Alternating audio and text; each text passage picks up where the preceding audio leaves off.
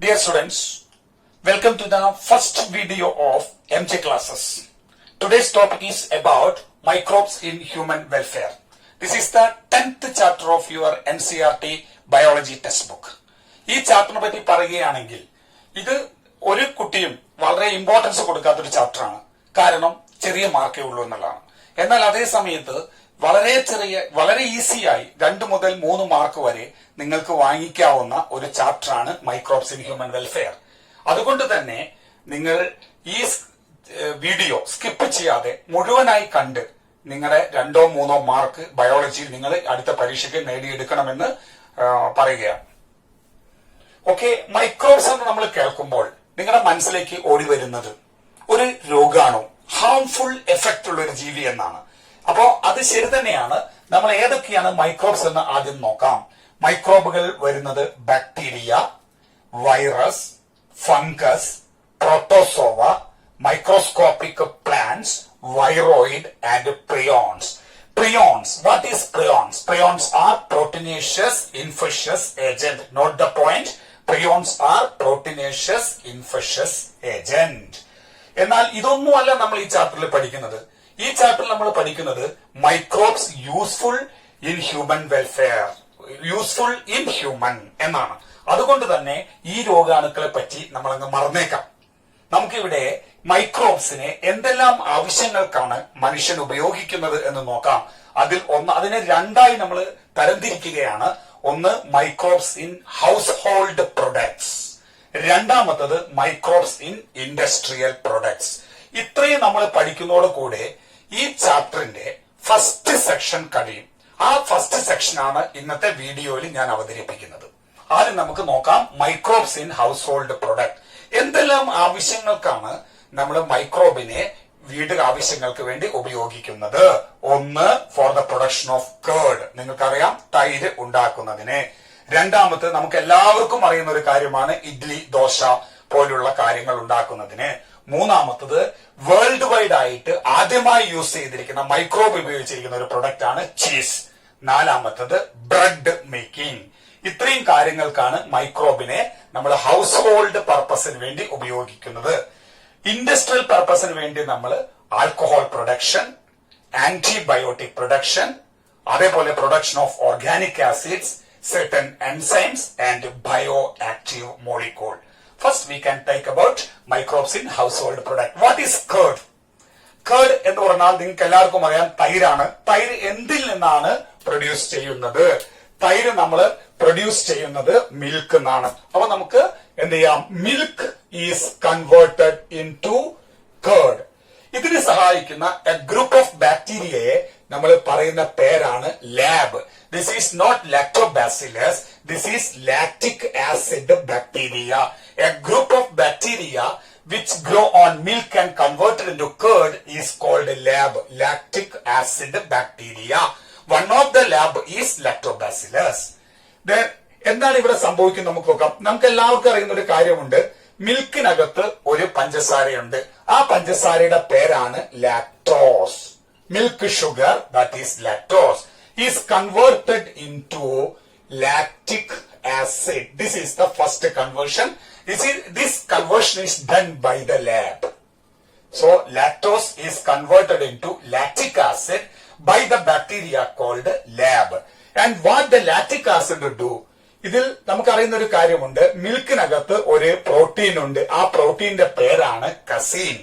Milk protein casein, which is converted into paracasein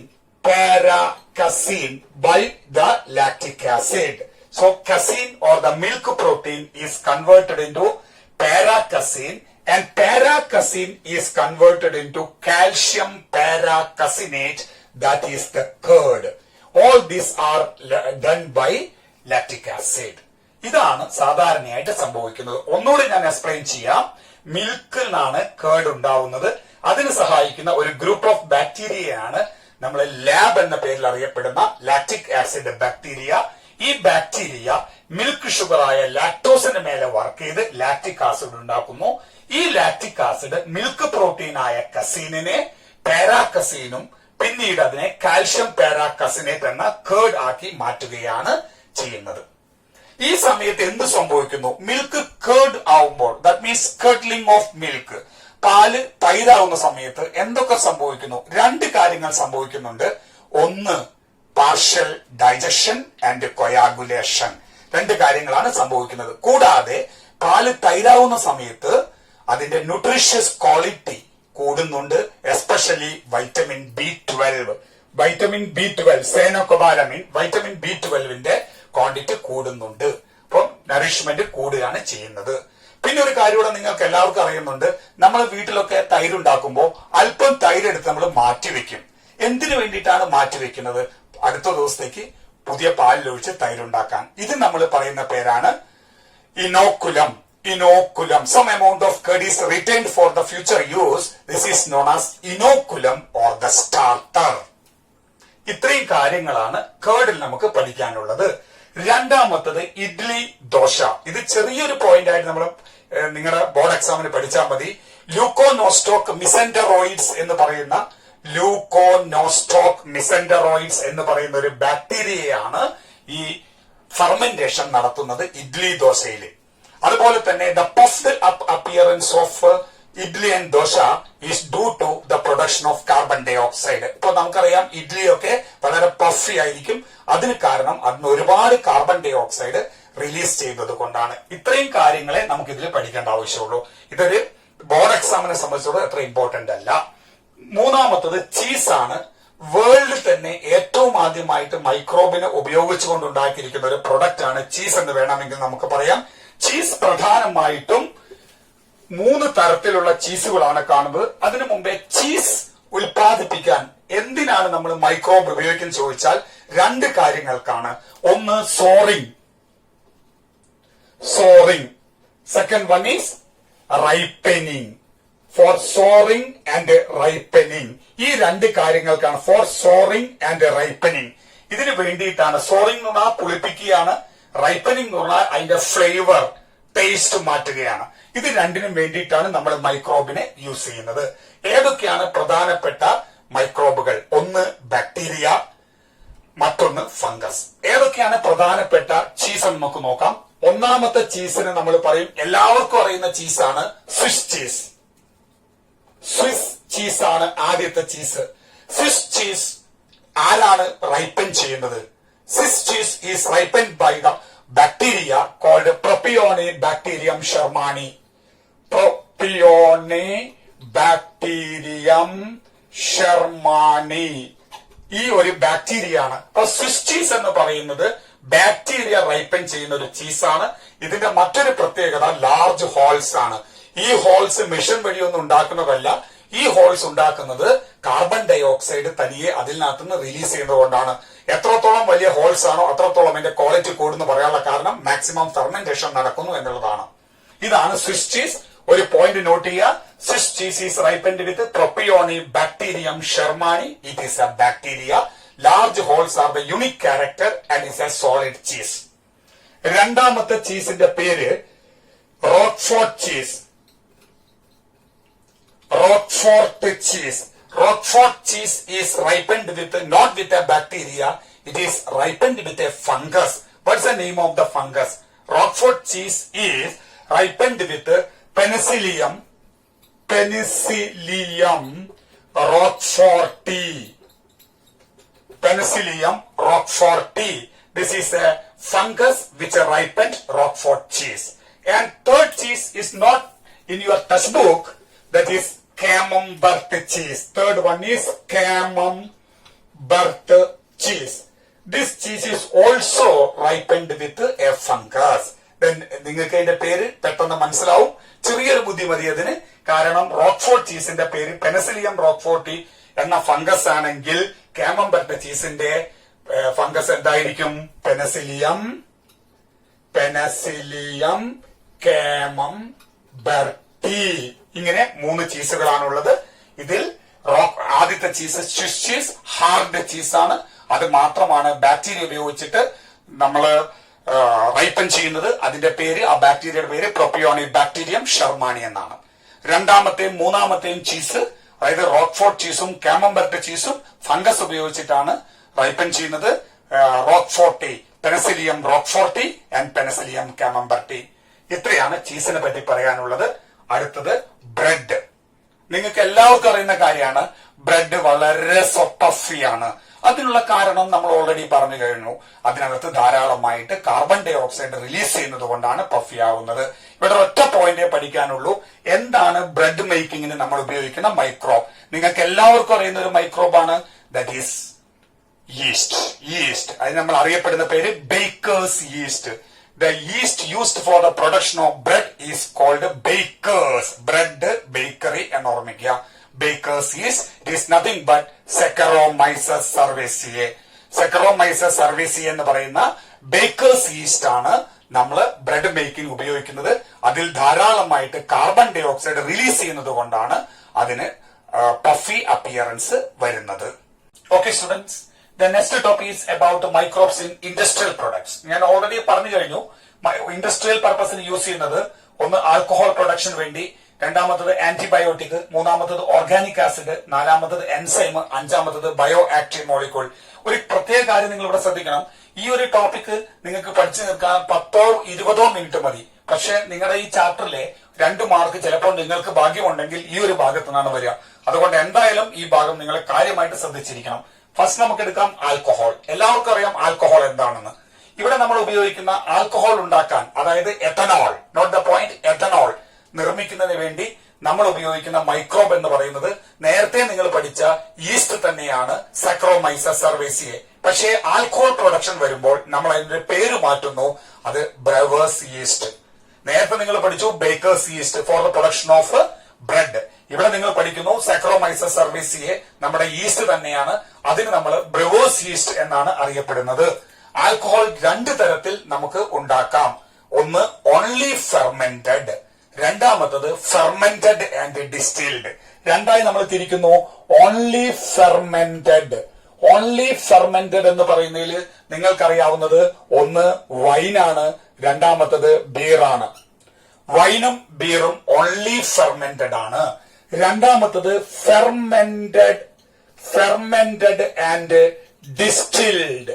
fermented and distilled എന്ന് പറയുന്ന രണ്ടാമത്തെ കാറ്റഗറിയിൽ വരുന്നതാണ് brandy, whisky, gin, vodka, rum etcetera. ഇത് നിങ്ങൾ പഠിക്കണം. ഇത് നിങ്ങളുടെ എൻട്രൻസ് പോയിന്റും ഇമ്പോർട്ടന്റ് ആണ്. ഫെർമെന്റഡ് ബീവറേജസ്, അതിൽ വരുന്നതാണ് വൈനും ബീറും. Fermented and after the fermentation distilled. Fermented and distilled വരുന്നതാണ് brandy, whisky, gin, vodka, rum etcetera. ഇത്രയും കാര്യമാണ് നമുക്ക് ആൽക്കഹോളിൽ പഠിക്കാനുള്ളത്. ഇത്ര കാര്യങ്ങൾ നിങ്ങൾക്ക് ഈ പരീക്ഷയ്ക്ക് വരുള്ളൂ. രണ്ടാമത്തത് ആന്റിബയോട്ടിക്. ആന്റിബയോട്ടിക് എന്ന വാക്കിന് അർത്ഥം എന്താണ്? ആന്റിബയോട്ടിക്, ആ വാക്ക് വന്നത് anti means against, bio means life, against life എന്നാണ്. പക്ഷെ മനുഷ്യനോ ജീവികളെ സംബന്ധിച്ചിടത്തോളം ആന്റിബയോട്ടിക് എന്ന് പറഞ്ഞാൽ അഗെയിൻസ്റ്റ് ലൈഫ് അല്ല, പ്രോ ലൈഫ് ആണ്. അത് നമ്മളെ ലൈഫിനെ സഹായിക്കുന്ന കാര്യമാണ് antibiotic. Actually what is antibiotic? Antibiotics are the chemical substances produced by microorganism. It will either kill the microorganism or it will prevent the growth of microorganism. That's antibiotic. These are the chemical substances which are produced by microorganism. It will either kill the microorganism or it will prevent the growth of microorganism. അതുകൊണ്ട് ആന്റിബയോട്ടിക്കിനെ നിങ്ങൾ കെമിസ്ട്രിയിൽ പഠിച്ചതുപോലെ antibiotic നമുക്ക് രണ്ടായി തിരിക്കാം. ബാക്ടീരിയോസിഡൽ which will kill bacteria and bacteriostatic which will prevent the growth of microorganism or bacteria. ഇനി ആദ്യത്തെ antibiotic ഏതാണ്? ആരാണത് കണ്ടുപിടിച്ചത്? ഈ ഭാഗത്തു നിന്ന് ഒരു ക്വസ്റ്റ്യൻ നിങ്ങൾക്ക് പ്രതീക്ഷിക്കാം. ആദ്യത്തെ ആന്റിബയോട്ടിക് ഏതാണ്? ആദ്യത്തെ ആന്റിബയോട്ടിക് എന്ന് പറയുന്നത് നിങ്ങൾക്ക് എല്ലാവർക്കും അറിയാം, പെൻസിലിൻ ആണ്. അലക്സാണ്ടർ ഫ്ലെമിംഗ് എന്ന ശാസ്ത്രജ്ഞനാണ് പെൻസിലിൻ കണ്ടുപിടിച്ചത്. എന്തെന്നാണ് പെൻസിലിൻ കണ്ടുപിടിച്ചത്? പെൻസിലിൻ കണ്ടുപിടിച്ചത് പെനസിലിയം നൊട്ടേറ്റം എന്ന ഒരു ഫംഗസിൽ നിന്നാണ്. പെനസിലിയം നൊട്ടേറ്റം. ഇത് ഏത് കൾച്ചർ പ്ലേറ്റിനെയാണ് ആക്രമിച്ചതെന്ന് എൻട്രൻസും ചോദിക്കാറുണ്ട്. സ്റ്റെഫൈലോകോക്കി എന്ന് പറയുന്ന ഒരു ബാക്ടീരിയയാണ് ഇത് ആക്രമിച്ചത്. അങ്ങനെയാണ് ഇത് യാദൃശ്യമായിട്ട് അലക്സാണ്ടർ ഫ്ലെമിംഗ് പെൻസിലിൻ കണ്ടെത്തിയത്. ഈ ആന്റിബയോട്ടിക് എന്ന വാക്ക് ഇൻട്രൊഡ്യൂസ് ചെയ്തത് അലക്സാണ്ടർ ഫ്ലെമിംഗ് അല്ല. ആന്റിബയോട്ടിക് എന്ന വാക്ക് ഇൻട്രൊഡ്യൂസ് ചെയ്തത്. The word antibiotic was introduced by Selman Waksman. അപ്പൊ നമ്മൾ എപ്പോഴും ഈ വാക്ക് ഇൻട്രൊഡ്യൂസ് ചെയ്തത് അലക്സാണ്ടർ ഫ്ലെമിംഗ് ആണെന്ന് വിചാരിക്കും. പക്ഷേ ഈ വാക്ക് ഇൻട്രൊഡ്യൂസ് ചെയ്തത് സെൽമാൻ വാക്സ്മാൻ എന്ന ശാസ്ത്രജ്ഞനാണ്. അപ്പൊ ആന്റിബയോട്ടിക്കിനെ പറ്റി പറയുമ്പോൾ, പെൻസിലിനെ പറ്റി പറയുമ്പോൾ 3 പേർക്ക് നോബൽ പ്രൈസ് കിട്ടിയിട്ടുണ്ട്. അത് ആരൊക്കെയാണ്? ഒന്ന് അലക്സാണ്ടർ ഫ്ലെമിംഗ് ആണ്. അത് എന്തിനാണ് കിട്ടിയിരിക്കുന്നത്? അത് അയാളുടെ ഡിസ്കവറി ഓഫ് പെൻസിലിന് വേണ്ടിയിട്ടാണ്. ബാക്കി 2 പേരുണ്ട്, Howard Florey and Ernst Chain. Chain, Florey and Fleming got Nobel prize. അത് രണ്ടും 2 കാര്യത്തിനാണ്. ഒന്ന് ഫ്ലെമിങ്ങിന് കിട്ടിയിരിക്കുന്നത് അതിന്റെ ഡിസ്കവറിക്ക് വേണ്ടിയിട്ടാണെങ്കിൽ ചെയിനും ഫ്ലോറിക്കും കിട്ടിയിരിക്കുന്നത് establishment of penicillin as an effective antibiotic എന്നാണ്. ഇത്രയാണ് ആന്റിബയോട്ടിക് എന്ന ഭാഗത്ത് നമുക്ക് ചോദിക്കാൻ ചാൻസ് ഉള്ള ക്വസ്റ്റ്യൻ. പിന്നെ അടുത്തത് ഓർഗാനിക് ആസിഡ് ആണ്. ഈ ഓർഗാനിക് ആസിഡില് എന്തായിരുന്നാലും ക്വസ്റ്റ്യൻ പ്രതീക്ഷിക്കാൻ നിങ്ങൾക്ക് 4 ഓർഗാനിക് ആസിഡും അതിന്റെ മൈക്രോബിനെയാണ് നമ്മൾ പഠിക്കുന്നത്. ഏതൊക്കെയാണ് 4 ഓർഗാനിക് ആസിഡ്? ഒന്നാമത്തെ organic acid citric acid. Citric acid is produced by Aspergillus niger. Aspergillus niger ഇത് ഒരു ഫംഗസ് ആണ്. Note the point. ഈ നമ്മൾ പഠിക്കുന്ന 4 ആസിഡുകളിൽ ഒരൊറ്റ ആസിഡ് മാത്രമാണ് ഫംഗസ് ഉപയോഗിക്കുന്നത്. ആ ഫംഗസ് ഉപയോഗിക്കുന്ന ആസിഡാണ് സിട്രിക് ആസിഡ്. ഫംഗസിന്റെ പേരാണ് ആസ്പെർജില്ലസ് നൈജർ. ഇനി രണ്ടാമത്തെ ആസിഡിന്റെ പേര്, സിട്രിക് ആസിഡ് കഴിഞ്ഞാൽ നമുക്ക് അസറ്റിക് ആസിഡ് എടുക്കാം. Acetic acid is produced by acetobacter aceti. Acetobacter aceti it is a bacteria. അതൊരു ബാക്ടീരിയ ആണ്. മൂന്നാമത്തത് lactic acid. Lactic acid is produced by, lactobacillus. Lactobacillus is also a bacteria. ഇനി നാലാമത്തത് butyric acid. Butyric acid is produced by Clostridium. Butylicum. Clostridium butylicum is also a bacteria. ഇത്രയും 4 പോയിന്റുകൾ നിങ്ങൾ പഠിക്കുക. ഈ ഓർഗാനിക് ആസിഡിന് ക്വസ്റ്റ്യൻ വരാൻ ചാൻസ് ഉണ്ട്. ഇനി പറയുന്ന 9 പോയിന്റുകൾ നിങ്ങൾ ശ്രദ്ധിക്കുകയാണെങ്കിൽ definitely you will get 1 question. Citric acid produced by Aspergillus niger, which is a fungus. Acetic acid, Acetobacter aceti, which is a bacteria. Lactic acid, Lactobacillus, which is a bacteria. Butyric acid, Clostridium butylicum, which is also a bacteria. ഇത്രയാണ് നമുക്ക് organic ആസിഡിൽ നിന്ന് നമുക്ക് പറയാവുന്നത്. ഇപ്പൊ alcohol കഴിഞ്ഞു, antibiotic കഴിഞ്ഞു, organic acid. ഇനി നമുക്ക് എൻസൈംസ്. നിങ്ങൾ വീടുകളിൽ ഉണ്ടാക്കുന്ന ഫ്രൂട്ട് ജ്യൂസും പുറത്തുനിന്ന് വാങ്ങുന്ന ഫ്രൂട്ട് ജ്യൂസും തമ്മിൽ ശ്രദ്ധിച്ചാൽ ഒരു വ്യത്യാസം കാണാം. വീട്ടിലുണ്ടാക്കുന്ന ഫ്രൂട്ട് ജ്യൂസ് എപ്പോഴും കലങ്ങിയിരിക്കും, ക്ലിയർ ആയിരിക്കില്ല. പുറത്തുനിന്ന് വാങ്ങുന്ന ഫ്രൂട്ട് ജ്യൂസ് നല്ല ക്ലിയർ ആയിരിക്കും. അതെന്താണ് കാരണം? അവിടെ നമ്മൾ ഈ ഫ്രൂട്ട് ജ്യൂസ്, ബോട്ടിൽഡ് ജ്യൂസിനെ നമ്മൾ 2 എൻസൈം ഉപയോഗിച്ചിട്ടാണ് ക്ലിയർ ചെയ്യുന്നത്. Clarify the bottled juice. അതിനുപയോഗിക്കുന്നത് പെക്റ്റിനേസ് ആൻഡ് പ്രോട്ടിയേസ് എന്ന 2 എൻസൈമുകളാണ്. Pectinase and note the point, pectinase and protease are the 2 enzymes which are used to clarify the bottled juice. Pectinase and protease, these are the 2 enzymes used to clarify bottled juice. Another enzyme is lipase. നമുക്കൊക്കെ അറിയുന്ന ഒരു കാര്യമുണ്ട്. നമുക്കൊരു അഴുക്ക് വന്നു കഴിഞ്ഞാൽ, ഡ്രസ്സിനകത്ത് അഴുക്ക് വന്നു കഴിഞ്ഞാൽ നമ്മൾ സോപ്പോ ഡിറ്റർജന്റോ ഉപയോഗിക്കും. ഈ സോപ്പോ ഡിറ്റർജന്റോ ഉപയോഗിക്കുമ്പോൾ പെട്ടെന്ന് തന്നെ നമ്മുടെ ഈ ഡേർട്ട് ഒക്കെ പോവും. എന്താണ് അതിന് കാരണം? അവിടെ ഒരു എൻസൈമാണ് യൂസ് ചെയ്യുന്നത്. ആ എൻസൈമിന്റെ പേരാണ് lipase. So 2 enzymes are used. ഒന്ന് നിങ്ങൾ ശ്രദ്ധിക്കുക, ബോട്ടിൽഡ് ജ്യൂസ് ക്ലാരിഫൈ ചെയ്യാൻ നമ്മൾ ഉപയോഗിക്കുന്നത് പെക്റ്റിനേസ് ഓർ പ്രോട്ടിയേസ്, ഒരു എൻസൈം. രണ്ടാമത്തെ എൻസൈം എന്ന് പറയുന്നത് lipase, which is used in laundry in order to remove oily stains. അതായത് വസ്ത്രത്തിലുള്ള അഴുക്കും മെഴുക്കും നീക്കം ചെയ്യാൻ വേണ്ടി നമ്മൾ ലിപ്പേസ് എന്ന ഒരു എൻസൈം ഈ ഡിറ്റർജൻസിൽ ഉപയോഗിക്കുന്നുണ്ട്. ഇത്രയാണ് എൻസൈമിൽ പറയാനുള്ളത്. എൻസൈമിൽ ഒന്നും കൂടെ ഉണ്ട്, അതൊരു ബയോ ആക്റ്റീവ് മോളിക്യൂളിലും വരുന്നതാണ്. നമുക്ക് ആ 2 കൂടെ വരുന്ന കാര്യം ഇനി ഞാൻ പറയാവുന്ന 3 പോയിന്റുകൾ എന്തായാലും നിങ്ങൾ ശ്രദ്ധിക്കണം. ഇത് പരീക്ഷയ്ക്ക് വരാൻ ചാൻസ് വളരെ കൂടുതലുള്ളതാണ്. നമുക്കതിനെ മൂന്നാക്കിയിട്ട് ഡിവൈഡ് ചെയ്യാം. ഒന്നാമത്തതില് നമുക്ക് ആ മോളിക്യൂളിന്റെ പേര് എഴുതാം. Here we can write the molecule. First molecule is streptokinase. Streptokinase is the molecule which is produced by Streptococcus. Streptokinase is the molecule which is produced by Streptococcus bacteria. Not the point, it is a bacteria. What is its use? It is used as a clot buster. So it is used to remove the clot during myocardial infarction. You know, MI, myocardial infarction patients, we are using streptokinase. Injection is used in order to remove the clots. So, note the point, streptokinase is the bioactive molecule, Streptococcus bacteria is the microbe, and use is clot buster, so is used in myocardial infarction patients. Second one is cyclosporin A. That is the name of the bioactive molecule. It is produced by the microbe Trichoderma polysporum, which is used as an immunosuppressive agent.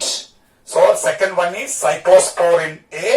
Trichoderma polysporum is the microbe which is a fungus, and it is used as an immunosuppressive agent. That is why it's used in the patient suffering from organ transplantation.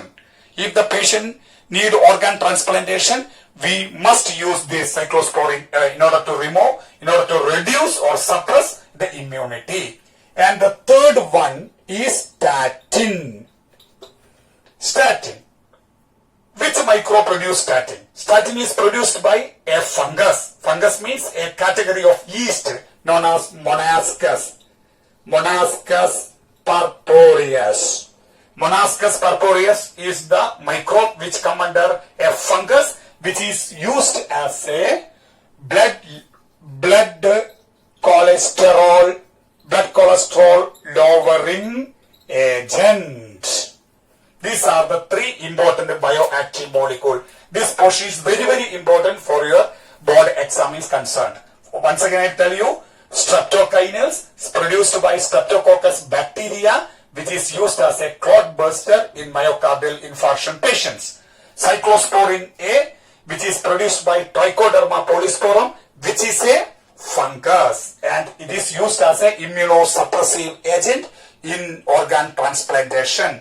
Third one is statin. Statin is produced by a fungus which come under yeast category, that is Monascus purpureus, which is used as a blood cholesterol lowering agent. Okay, these are about once again I will tell you the 9 points are very, very important. 4 organic acids, 2 enzymes, and 3 bioactive molecules. This part is very, very important. You will get some mark in this section. Okay. If you like this video, please subscribe and share this video maximum to your friends. And don't forget to enable the bell icon near to the subscription button. If you have any doubt, you can comment on the comment box and we will rectify your doubts as soon as possible. Thank you.